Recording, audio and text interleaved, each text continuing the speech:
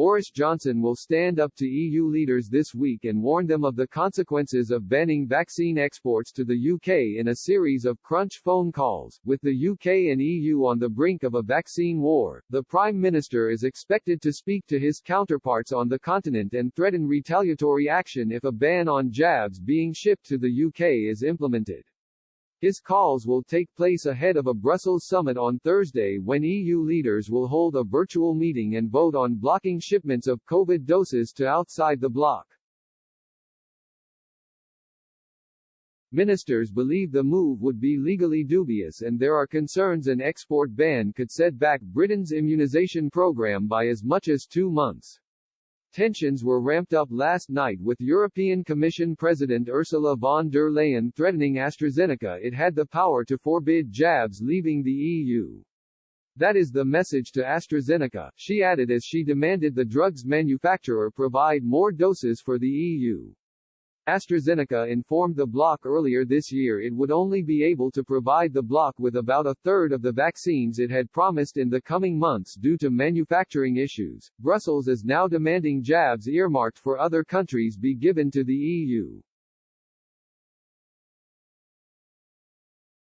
Speaking this morning, Health Minister Helen Whitley told BBC Radio 4's Today programme, "We expect the European Union to stick by their commitments and I am sure the Prime Minister will be in contact with European counterparts. He speaks to European counterparts regularly but I don't think this debate is helpful to anybody.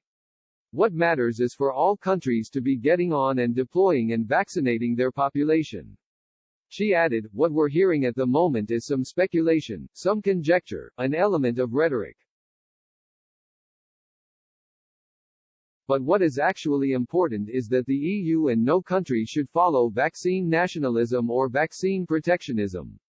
French President Emmanuel Macron and German Chancellor Angela Merkel are both thought to support introducing an export ban. The two countries are understood to have privately spoken in support of triggering Article 122 of the EU's treaty which allows the bloc to take control of the distribution of essential goods.